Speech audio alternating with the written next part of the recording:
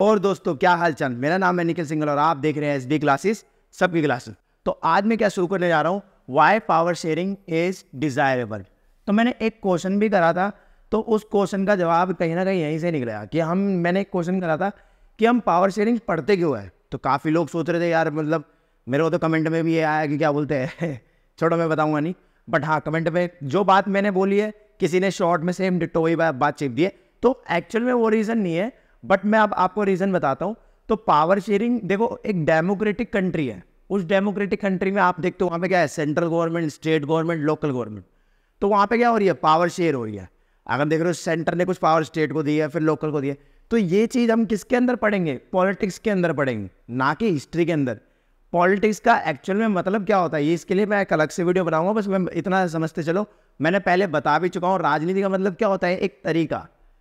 तो उसी तरीके के बेस पे क्या कर रहे थे हम यहाँ पे, तरीका जान रहे कि यार उन्होंने देश चलाने का क्या तरीका अपनाया, किस तरीके की वजह से वो देश इतना सक्सेसफुल रहा। किसने पढ़ा था, ये किसके अंदर पढ़ा था, पावर शेयरिंग के अंदर पढ़ा था। और देश को चलाने में हमें इन चीज़ों की क्या पड़ती है, बहुत ज़्यादा ज़रूरत पड़ती है। इसलिए हम ये सारी चीज़ें किस में पढ़ते हैं, सिविक्स के अंदर पढ़ते हैं।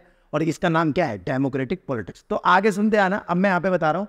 तो पावर शेयरिंग डिजायरेबल क्यों है, सत्ता की साझेदारी की हमें जरूरत क्यों है। तो सबसे पहली चीज़ है ना, युक्ति प्रेरक। देखो ये वर्ड के अंदर कंफ्यूज मत होना, बस यहाँ पे क्या बता रखा है, यहाँ पे ये बता रखा है कि जो सत्ता की साझेदारी है ना, अगर वो विभिन्न ग्रुपों के बीच में होगी, किसके बीच में होगी, विभिन्न ग्रुपों के बीच में होगी, तो उससे क्या होगा, उससे वो जो टकराव वाली स्थिति है वो कम रहेगी।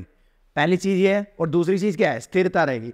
अगर आपने किसका पढ़ा था, श्रीलंका केस पढ़ा था, तो वहाँ पे आपने ये चीज़ नोटिस करी थी कि वहाँ पे स्थिरता नहीं थी। सिविल वॉर होगी, आपस में लड़ रहे वगैरह वगैरह, ये बधेरी चीज़ें हुई थी, ठीक है। फिर बाद में इन्होंने ऐसा कर लिया था कि तमिल लोगों के बारे में सुना, बट दोनों डिप्रेस रहे थे। जब भी लड़ाई होती है ना बहुसंख्यक और अल्पसंख्यक के बीच में, तो भले ही अल्पसंख्यक हारे, बट अगर वो 4 मारेंगे तो एक तो मारेंगे ना, तो वही वाली बात है। तो सुनते आना, यहाँ पे मैं क्या बता रहा था, तो पता नहीं गला कैसे बैठ गया। सुनो इधर ध्यान दो। अब मैं बात कर रहा हूँ मॉरल की, ठीक है। प्रिजुडिशियल मतलब क्या होता है, मतलब एक एकदम वैलिड पॉइंट कह सकते हो कि ये वैलिड क्यों है, मतलब पावर शेयर होना क्यों ज़रूरी है। तो उसका रीज़न हमने ये जान लिया। अब इसका जो मॉरल है वो मॉरल समझते जाओ कि जो डेमोक्रेसी की जान है, जान बोलूँ या फिर आत्मा, जान से तुम्हें अपनी जान की याद आ गई होगी, बट हाँ सुनो मैं यहाँ पे कुछ और बढ़ा रहा हूँ तो सुन जाना। तो डेमोक्रेसी की जो आत्मा है वो आत्मा क्या है, पावर शेयर। इसलिए हम ये किसके अंदर पढ़ते हैं, पावर शेयरिंग किसके अंदर पढ़ते हैं, पॉलिटिक्स के अंदर पढ़ते हैं, ठीक है। तो अब सुनते आना, ये जो मैंने बात बताई है, ठीक है, ये टॉपिक इतना से है, इसके अलावा इसके अंदर और कुछ नहीं है। और अब आगे बढ़ते हैं, लास्ट टॉपिक पे आते हैं, और इसके बाद हमारा ये चैप्टर क्या हो जाएगा, खत्म हो जाएगा। तो ये लिखा हुआ है सत्ता की साझेदारी के विभिन्न रूप, फॉर्म ऑफ पावर शेयरिंग। तो सबसे पहली आती है हॉरिजॉन्टल पावर शेयरिंग। अच्छा, हॉरिजॉन्टल मतलब कैसे, ऐसी। आपने पढ़ा होगा ना कि पृथ्वी के ऊपर से एक हॉरिजन खींच दो, उसके ऊपर हम खड़े हुए। ये साइंस का पार्ट है, बट मैं बता रहा हूँ ये हॉरिजॉन्टल है। ये लाइन क्या है, लेटी हुई लाइन है। तो पावर शेयरिंग यहाँ पे कैसे हो रही है, हॉरिजॉन के तरीके से हो रही है। अब यहाँ पे समझते हैं ना, यहाँ पे मैं क्या बता रहा था, हाँ यहाँ पे मैं बता रहा था तो यहाँ पे कौन आएगा, देखो हॉरिजॉन में कौन आएगा, विधायिका, कार्यपालिका,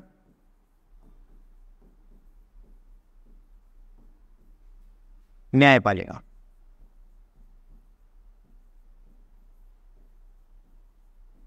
ठीक है, इसको इंग्लिश में क्या बोले, लेजिस्लेचर,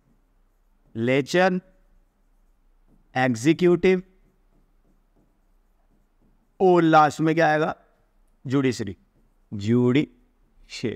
ठीक है। स्पेलिंग देख लेना, थोड़ी सी हो सकती है मिस्टेक। तो सुन देना, लेजिस्लेटर, एग्जीक्यूटिव और जुडिशरी, ये तीनों किसके पार्ट होते हैं, हॉरिजॉन्टल पावर शेयरिंग के।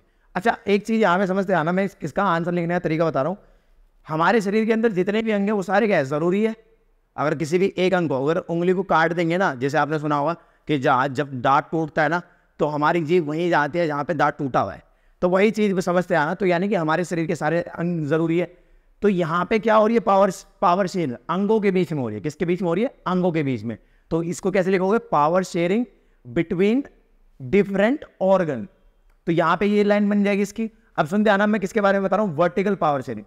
अच्छा, वर्टिकल पावर शेयरिंग समझ गए होगे, एक अगर ऐसे है तो दूसरी ऐसे होगी, इसको खड़ी बोल लो, ठीक है। तो यहाँ पे कैसे पावर शेयर हो रही है, ऐसे वाली पावर शेयरिंग है। तो यहाँ पे क्या है, सेंट्रल, फिर उसके नीचे क्या है, स्टेट, और उसके नीचे लोकल।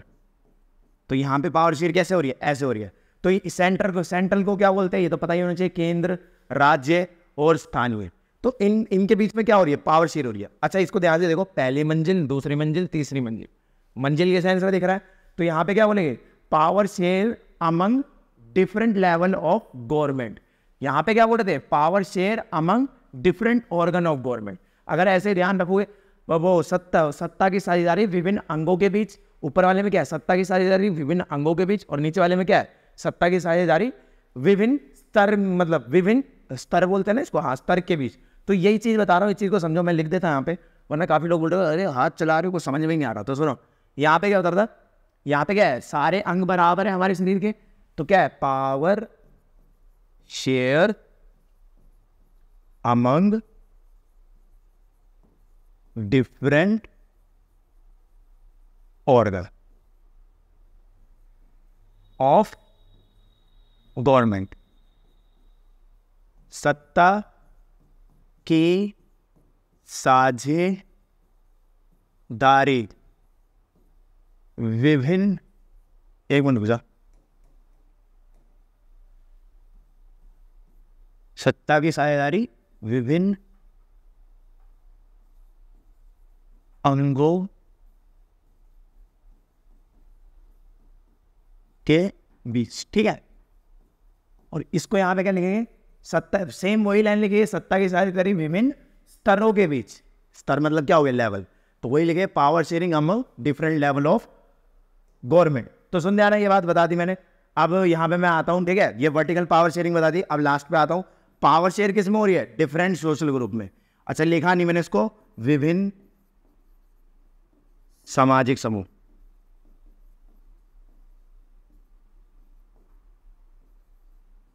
ठीक है, विभिन्न सामाजिक समूह के बीच में जब पावर शेयर होती है, ठीक है, जैसे कि आपने देखा था कम्युनिटी गवर्नमेंट कहां पे थी, बेल्जियम के अंदर। अच्छा एक चीज मैंने बताया नहीं, वो बताया था हूं, बेल्जियम का जो ईयू है, समझते आना, सुनते आना, मैं यहां पे क्या बता रहा हूं,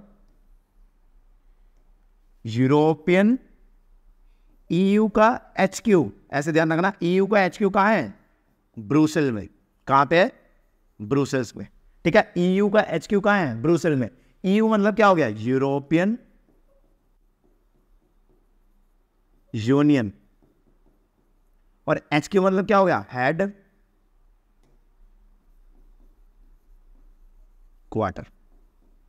कहां है, ब्रुसेल में, ठीक है। तो ये चीज बताई नहीं थी, इसको लिख लेना आप अपने नोट्स में, जहां ब्रुसेल का जिक्र कर रखा है वहां पे लिख लेना। अच्छा एक क्वेश्चन और बताया नहीं था मैंने, वो भी बताया था कि 99% हो रहे थे किसके अंदर, श्रीलंका के अंदर हमने पढ़ा था। देखो मैं यहाँ पे आया दिखाता हूँ, कहाँ गया, यहाँ पे होगा, यहाँ इस वाले पेज पे होना चाहिए, इधर भी नहीं है, तो कौन सा वाले पेज पे, हाँ इस वाले पेज पे होगा।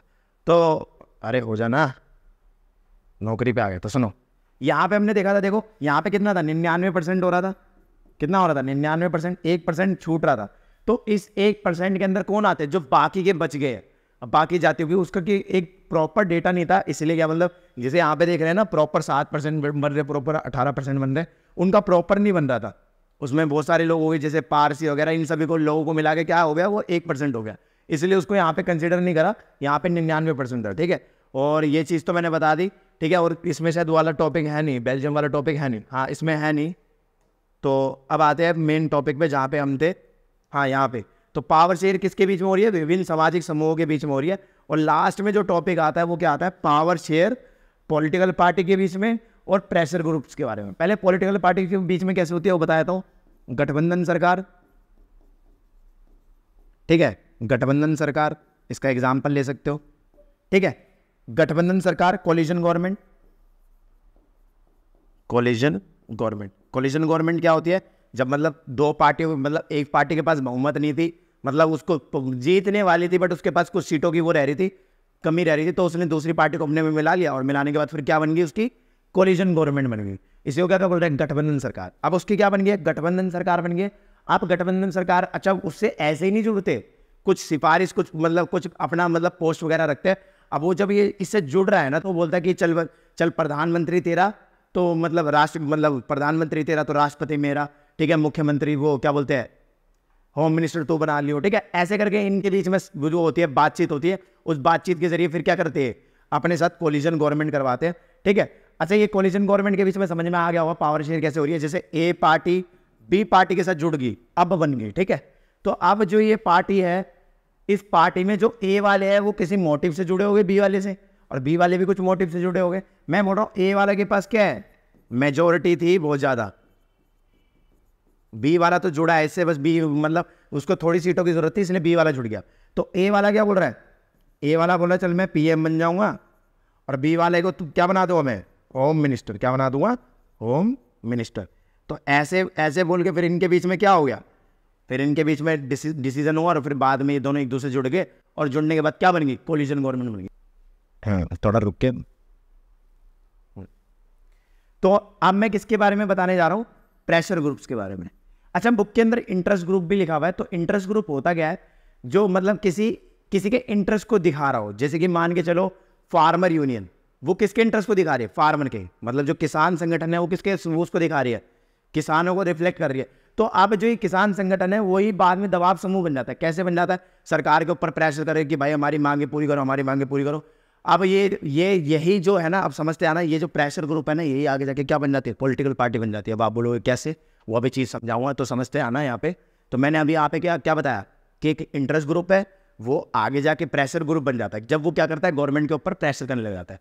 अब उसके बाद मैं यहाँ पे क्या बता रहा हूँ, अब उसके बाद मैं यहाँ पे बता रहा हूँ कि ये जो प्रेशर ग्रुप है, ये प्रेशर ग्रुप क्या बन जाता है, आगे जाके पॉलिटिकल पार्टीज बन जाता है। कैसे बन जाता है, तो इसको ध्यान से समझते आना।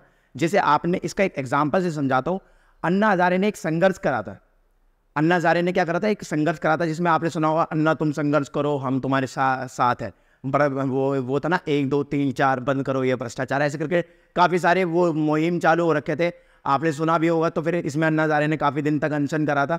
तो अब ये जो आइडिया था ना, वो आइडिया किसका था, केजरीवाल का था। केजरीवाल ये आइडिया लाया, और फिर वो आइडिया धीरे धीरे करके क्या हुआ, काफ़ी बड़े लेवल पे पहुंचा। और आज के दिन मतलब केजरीवाल के वो पहले एक पॉलिटिकल पार्टी नहीं थी, वो क्या कर रही थी, प्रेशर बना रही थी।